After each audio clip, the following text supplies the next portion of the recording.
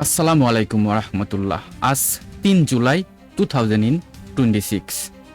জনপ্রিয় সংবাদ মাধ্যম আল জাজিরা তারা কিছু লাইভ আপডেট প্রকাশ করেছে, সেগুলো এখন বাংলায় অনুবাদ করে আমি আপনাদেরকে শোনাব। Live update Iran war live. Tehran says no current talks with US, Oman meeting ongoing. যার বাংলায় করলে আসে, তেহরানের দাবি মার্কিন যুক্তরাষ্ট্রের সঙ্গে বর্তমানে কোনো আলোচনা চলছে না, ওমানে বৈঠক অব্যাহত। দর্শক, আল জাজিরা আরও একটি গুরুত্বপূর্ণ সংবাদ শিরোনাম করেছে যে Iranian foreign minister's spokesperson Ismail Baghaei says it regards to talks with the US. There are no plan to receive a delegation or sent on Iranian one. Baghai adds that a new state of Hormuz shipping routes being discussed with Oman will be one path with entry and exile routes. যার বাংলায় অনুবাদ করলে দাঁড়ায়, ইরানের পররাষ্ট্র মন্ত্রণালয়ের মুখপাত্র ইসমাইল বাঘাই বলেছেন, মার্কিন যুক্তরাষ্ট্রের সাথে কোনো ধরনের আলোচনায় বসা বা সেখানে কোনো ধরনের প্রতিনিধি পাঠানোর মতো কোনো ঘটনাই ঘটে নাই।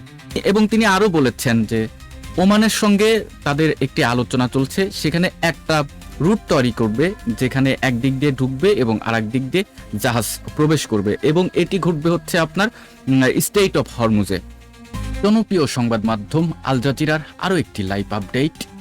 Earlier, US President had said an agreement with Iran was imminent and negotiation would begin on Monday.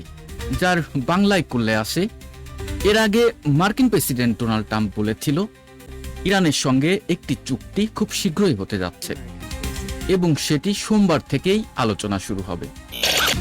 Al Jazeera আরও একটি গুরুত্বপূর্ণ সংবাদ শিরোনাম করেছে যে Iranian president Masoud Pezeshkian urges to US to remain committed to the memorandum of understanding sign between the two countries in June and says the Ethereum deal will be the center of gravity of Tehran's foreign relation in the future.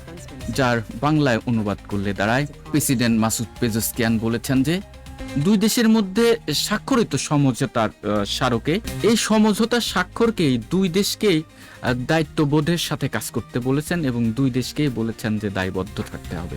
তিনি আরও বলেছেন, এই অন্তর্বর্তী চুক্তিটি ভবিষ্যতে তেহরানের জন্য বৈদেশিক সম্পর্কের মূল কেন্দ্রবিন্দুতে পরিণত হতে পারে। দর্শক, আমি আপনাদেরকে আল জাজিরা থেকে ইংরেজি মাধ্যম থেকে লাইভ আপডেটগুলো বাংলায় অনুবাদ করে শোনাচ্ছি।